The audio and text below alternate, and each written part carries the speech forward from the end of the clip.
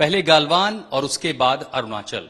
Dragon अपनी हरकतों से बाज नहीं आ रहा है। आए दिन भारतीय टेरिटरी के अंदर घुसना, उसके बाद जवाब मिलता है उसे भारतीय सैनिकों द्वारा। लेकिन कुछ घटनाएं जो हमने एलईसी पर देखी हैं, उसके बाद हमारी तैयारियां कितनी बेहतर हुई हैं। गलवान में आपने देखा हमारे जवानों को, उनको वहां शहादत मिली। तवांग में किस तरह हमने वहां की तस्वीरें जो सामने आई हैं, हालांकि वो पुरानी है, लेकिन दिखा कि कैसे भारतीय सैनिक पूरी बहादुरी से लड़े। लेकिन ये जो पूरा टेरेन है वो खतरनाक है। कहीं पर चीन को एडवांटेज है, कहीं भारतीय फौजों को एडवांटेज है। और ऐसे में जिस संख्या में वो आते हैं, हमले करते हैं, लाठी डंडे बाब वायर लेकर के आते हैं, तो भारतीय सेना उन मुश्किलों से अब निकल करके कैसे एक कदम आगे है, ये दिखाने के लिए मैं आपको नोएडा की उस फैक्ट्री में लाया हूं, जहां पर आप ये कहिए कि नेक्स्ट जनरेशन कन्वेंशनल मेथड के जो हथियार हैं वो बनाए गए हैं, जो गलवान के बाद खासकर एलएसी पे तैनात हमारे जवानों को दिए गए हैं। मोहित उन भारतीयों में से एक हैं जिन्होंने मेड इन इंडिया के तहत, मेक इन इंडिया के तहत उन हथियारों को यहां पर R&D किया, रिसर्च किया, बनाया, और अब वो हथियार एलएसी के पास हमारे जवानों के हाथ में है। दिखने में तो आपको लगेगा कि ये भारी सा लोहे का टुकड़ा क्या है, तो ये टुकड़ा क्या है मोहित, ये हमें समझाइए कि इसकी जरूरत क्यों पड़ी है, ये क्या काम करता है, और जहां तक ड्रैगन फोर्स की बात है, भारतीय सेना इस हथियार को चीन के खिलाफ कैसे इस्तेमाल करती है। बेसिकली दिस इज ये जो वेपन आप देख रहे हैं, नॉन लीथल वेपन, इसका नाम वज्रा है। जैसा कि हम जानते हैं कि एलएसी पर गन्स अलाउड नहीं है, फायरिंग खोलना अलाउड नहीं है, तो एज ट्रीटी के तहत वहां पे आप डंडे का इस्तेमाल कर सकते हैं, हैंड टू हैंड कॉम्बैट कर सकते हैं। तो अभी तक क्या था, हमारे पास, हमारे जवानों के पास सिर्फ पॉलीकार्बोनेट लाठी और लकड़ी के डंडे इस्तेमाल कर सकते हैं। पॉलीकार्बोनेट की लाठी आप समझिए कि ऐसा एक डंडा होता था, प्लास्टिक का, लंबे रंग का, ज्यादातर पुलिस इस्तेमाल करती है।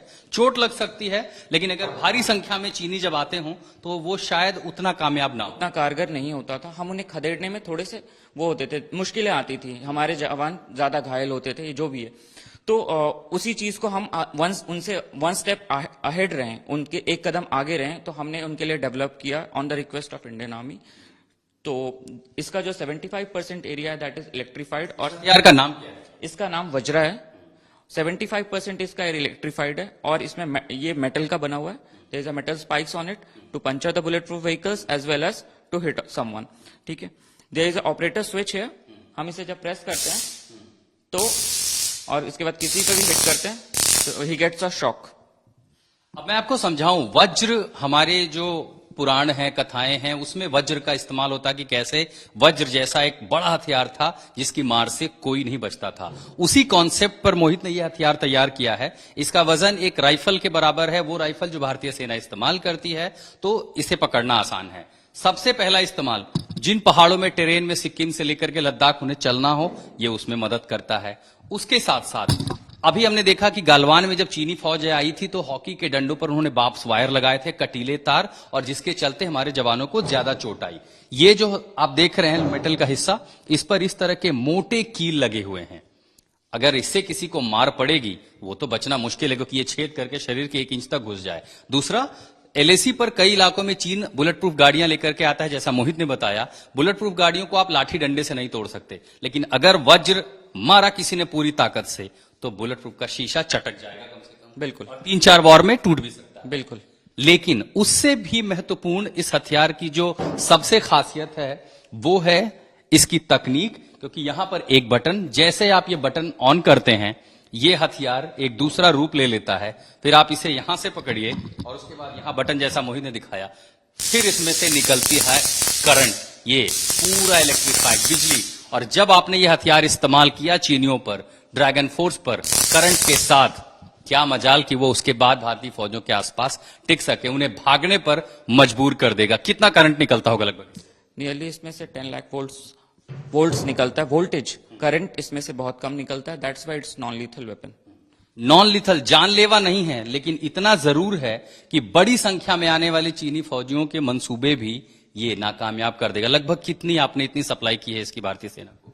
नियरली अभी तक सैंपल्स के फॉर्म में इंडियन आर्मी के पास गए हुए हैं, अराउंड 500 के आसपास, लेकिन और रिक्वेस्ट आ रही हैं एज पर सिचुएशंस। कहां इस्तेमाल किया जा रहा है इसका? मेनली एलएसी पर ही अभी उस रीजन में डिमांड्स आ रही हैं। चीन के साथ ज्यादातर कॉम्बैट बहुत ज्यादा देखने को मिलती है, मैन टू मैन कॉम्बैट। बिल्कुल, बिल्कुल। दूसरा मैंने जो पहना ये एक बुलेट प्रूफ जैकेट है खास तरह का। इस जैकेट की खासियत क्या है? क्योंकि हम अमूमन देखते हैं बुलेट प्रूफ जैकेट जो होते हैं बहुत भारी होते हैं, ये मैं देख रहा हूं फिट टू बॉडी है, बहुत लाइट वेट है। ये मुझे किस तरह के हमलों से बचा सकती है? जैसा कि हम वहां देखते हैं कि वहां पथराव की स्थिति बहुत ज्यादा उत्पन्न हो जाती है। कई बार उधर से पत्थर फेंके जाते हैं, इधर से भी पत्थर फेंके जाते हैं, उधर से कुछ नुकीले चीजों से वॉर किया जाता है, चाकू, कुल्हाड़ी, वॉटेवर। तो ये स्टैब से बचाता है। मतलब आपको कोई भी नुकीली चीज अगर आपकी बॉडी पे आती है तो रेजिस्ट करता है उसे, उससे आपको प्रोटेक्ट करता है। इस तरह के नुकीले पदार्थों से, नुकीली चीजों से जैसे कि मैं बार वायर से अगर मैं आपको इस नुकीले इससे मैं हिट करूं तो it can protect you from. मुझे बिल्कुल इसमें आभास नहीं हो रहा है। बिल्कुल मेटल शीट हो रही है लेकिन मुझे घाव नहीं पहुंचा रहा। इसीलिए तो आपको एक तरह से डिफेंस इक्विपमेंट है, ये आपको प्रोटेक्ट करता है। यानी उनके हमलों से पहले से फौजियों को बचा लेगा। बिल्कुल। क्या ये गोलियों की मार भी झेल सकता है? बिल्कुल, ये 9mm एंड हैंडगन्स के लिए काफी ज्यादा कारगर है। लेकिन क्लोज कॉम्बैट वहां पे आपके जो नॉर्मल जैसा कि हम बाकी जगह देखते हैं बॉर्डर्स पे गोलीबारी होती है, वहां पे वो गोलीबारी अलाउड नहीं है। तो ये आपको एक्स्ट्रा एडवांटेज दे रहा है, मूवमेंट में हल्का है। और इनफैक्ट आपको अगर छोटे मोटे वो रिवॉल्वर्स राउंड से कोई अगर चलाता भी है तो उससे प्रोटेक्ट भी करता है। भारी बुलेट प्रूफ जैकेट हो तो आप लेकर के दौड़ना मुश्किल, कॉम्बैट हथियार नहीं है, लेकिन ये पहन के मैं अपनी जगह से अच्छी खासी ऊंचाई तक जंप कर सकता हूं। बहुत कुछ बनाइए स्वदेशी डंडा, दिखने में तो एक डंडा सा आपको लगता है पुलिस वाले इसे राइट कंट्रोल कर सकते हैं, लेकिन ये डंडा बहुत खास है। क्यों खास है मोहित? इसे जब ऐसे कोई इस्तेमाल नहीं कर सकता अनलेस एंड अनटिल यहाँ पे इसका एक सेफ्टी स्विच है। जब तक कोई इसे अपने फिंगर्स में पहनता नहीं है ये ऑन नहीं होगा। जब ये पहन लेते हैं उसके बाद फिर जब इसे टच करते हैं तो ये यूजर ये इस डंडे में भी बिजली का प्रभाव? बिल्कुल। 75% एरिया इसका इलेक्ट्रीफाइड है।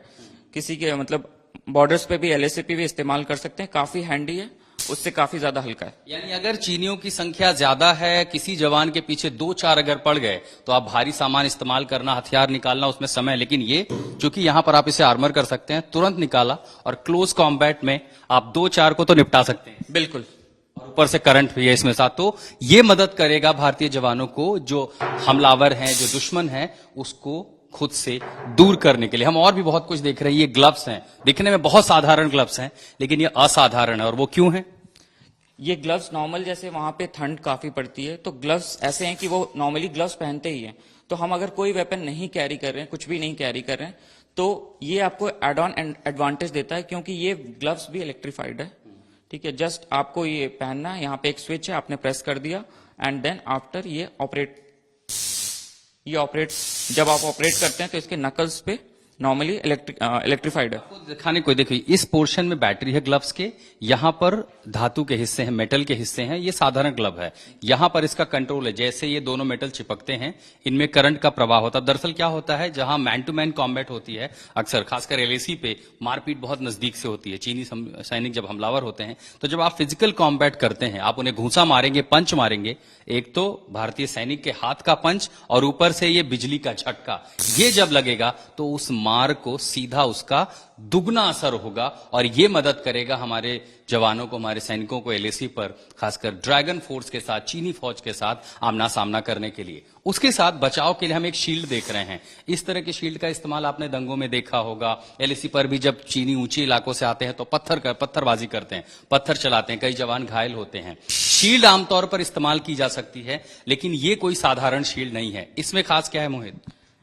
इसमें भी आप जो शील्ड देख रहे हैं नॉर्मली पत्थरों से बचाती है, बट ये हम चीनी सैनिकों को बाहर खदेड़ने के लिए काफी ज्यादा इस्तेमाल है। क्योंकि कोई हमारे ऊपर जब चढ़ने की कोशिश करता है तो इसके जितने ब्लैक रीजन देख रहे हैं दैट इज इलेक्ट्रीफाइड, और साथ में इसके स्ट्रोबोस्कोप लगा हुआ है टू टेम्पररी डिस्टॉर्ट। स्कोप क्या काम करता है? जो उनकी, जैसे हम कैमरा के इफेक्ट देखते हैं कि कैमरा जब फ्लैश क्लिक होता है तो हमारी आंखें बंद हो जाती हैं। ठीक है, उसी तरीके से जब कोई सामने से रात में एंटर करने की कोशिश करता है तो ये फ्लैश चलते ही आंखों की थोड़ी सी विजन आप कह सकते हो डिस्टॉर्ट होती है और हमारे एड ऑन एडवांटेज मिलता है कि हम उन्हें काउंटर कर सकें। दरअसल इस तरह के चीजों का इस्तेमाल डिफेंस में होता है, लेकिन मोहित की टेक्नोलॉजी है ये, इसने इसको ऑफेंसिव बना दिया है। यानी अगर कोई सामने आया, एक बार लाइट आप इसके जलाएं, जैसे कोई सैनिक नजदीक आता है, इस तरह की जैसे एक फ्लैश निकलेगा, उसकी आंखें चौंधिया जाएंगी, विजन पर हमला होगा। और इससे पहले वो करीब आए, इस शील्ड का इस्तेमाल उस पर किया जाएगा। और अभी जो स्पार्क आपने सुना, एक बार फिर आपको सुनाते हैं स्पार्क। ये पूरे शील्ड में करंट का प्रवाह है। जैसे ही ये शील्ड टच करेगी किसी को, उसके शरीर में करंट दौड़ने लगेगा। डिफेंस के काम तो आएगा ही, लेकिन साथ साथ ये तकनीक हमलावर भी, यानी आप समझिए कि बहुत कन्वेंशनल चीजें हैं, लेकिन सिर्फ टेक्नोलॉजी अपग्रेड और एक नियत के साथ कि जो एलएसी पर हमारे सैनिक हैं उनकी मदद हो सके, यही वो हथियार जो आमतौर पर हमने देखा है, लेकिन जरा सा मॉडिफिकेशन, थोड़ी सी मेहनत, थोड़ा सा दिमाग, और अब भारतीय सेना के लिए जो बचाव के मापदंड हैं वो हमला करने के लिए नॉन लेथल हथियारों की तरह कारगर हो रहे हैं। जाहिर है एलएसी पर भारतीय सैनिकों के लिए सबसे बड़ी मदद है। लगभग अब तक कितनी डिमांड ऐसी आई और आगे अभी आपको क्या लग रहा है कि कहां तक इसकी जरूरत हो सकती है? आई गेस जैसा कि हम जान रहे हैं कि तनाव की स्थिति बनी हुई है, तो आई गेस डिमांड्स हम और रिसीव करने वाले हैं और जितनी भी जरूरत होगी will fulfil, because it is completely made in India. हम किसी और देश पे डिपेंडेंट नहीं है, तो जितनी भी रिक्वायरमेंट आएगी विल फुलफिल इट। भारत सक्षम है खुद को अपनी रक्षा करने के लिए भी, आत्मरक्षा के साथ साथ मुंहतोड़ जवाब देने के लिए भी, और तमाम सारे लोग हैं। मुद्दा पूछना चाहते ये हमारी स्टार्टअप है Epistron. This is MSME registered as well as startup India में रजिस्टर्ड है, and we are into non lethal weapons as well as body armours. So हम लोग ये देश के लिए कर रहे हैं, अपने जवानों के लिए कर रहे हैं, and we are proud. Galwan के बाद आपने ये सब कुछ बनाया? बिल्कुल बिल्कुल। गलवान की घटना हुई, पूरा देश हैरत में था, और उसके बाद स्टार्टअप में जो कंपनी आई हैं उनमें से मोहित एक हैं। मेक इन इंडिया के तहत एक स्टार्टअप सामने आई, रिसर्च किया और आज वो चीजें मुहैया कराई हैं भारतीय सेना को जो लाइन ऑफ कंट्रोल नहीं बल्कि line of actual control, LAC के बाद चीनी सेना को, जिसके इरादे कैसे हैं हम लगातार देख रहे हैं, उनको मुंहतोड़ जवाब दे रहे हैं। फिलहाल इस खास प्रेजेंटेशन को लेकर अंकित खंडेलवाल के साथ मैं आशुतोष मिश्रा, आज तक।